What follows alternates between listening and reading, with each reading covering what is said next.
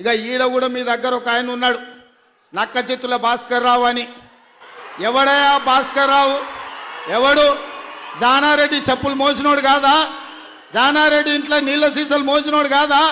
జానారెడ్డి నమ్మి కన్న కొడుకు తీయకుండా నల్ల నక్క చిత్తుల భాస్కర్ రావు టికెట్ ఇస్తే కాంగ్రెస్ పార్టీ కార్యకర్తలు మీ రక్తాన్ని చెమటగా మార్చి మీరు భుజాల మీద మోసి మిర్యాలకు కూడా ఎమ్మెల్యేని చేస్తే మీ ఆత్మ గౌరవాన్ని తీసుకెళ్లి ఎర్రవల్లి ఫామ్ హౌస్లో కేసీఆర్ కాళ్ళకాడ తాకట్టు పెట్టినోడు ఇవాళ మళ్ళా మీ దగ్గరకు వస్తున్నాడు. గాయన మనకు నాయకుడు, ఒక్కసారి ఆలోచన చెయ్యండి. ఇవాళ ఈ నక్క చిత్తుల భాస్కర్ రావు ఇవాళ మనోళ్ళు నామినేషన్లు వేస్తే బెదిరిస్తుండంట మీరు వాపసు తీసుకోవాలని. చింతపండు అవుతుంది భాస్కర్ రావు, నువ్వు అనుకుంటున్నామేమో.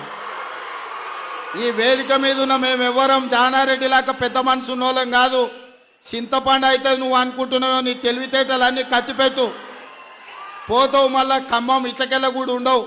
నువ్వేదో తెలివితేటలు అనుకొని ఇక్కడ ఉన్నోళ్ళని బెదిరిస్తా, నాకు జానారెడ్డి సార్ తెలుసు, నాకు రఘువీరెడ్డి సార్ తెలుసు, లేకపోతే నాకు సుఖేందర్ రెడ్డి సార్ తెలుసు, ఈపులు వలిగేటప్పుడు అడ్డం వస్తారు అనుకుంటున్నామేమో. ఎవరు అడ్డం రారు, వాళ్ళందరూ నాకు చెప్పారు పలగాల్సిందే చింతపండు కావాల్సిందే భాస్కర్ రావు కానీ. వాళ్ళందరిని అడిగినా ఏం సంగతి అని, ఇక ఏం లేదు చింతపండు కావాల్సిందే, చింతపండు చేయని చెప్పారు. అందుకే కాంగ్రెస్ పార్టీ కార్యకర్తలకు నేను చెప్పదలుచుకున్నా, ఎవరు భయపడాల్సిన పని లేదు. ఇట్లాంటి నక్క చిత్తులో చాలా మంది వస్తుంటారు. ఈ వినయాలన్నీ మన దగ్గర వనికిరావు.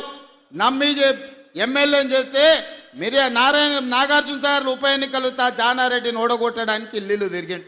ఇంతకంటే మోసగాడు ఎవడని ఉంటాడా?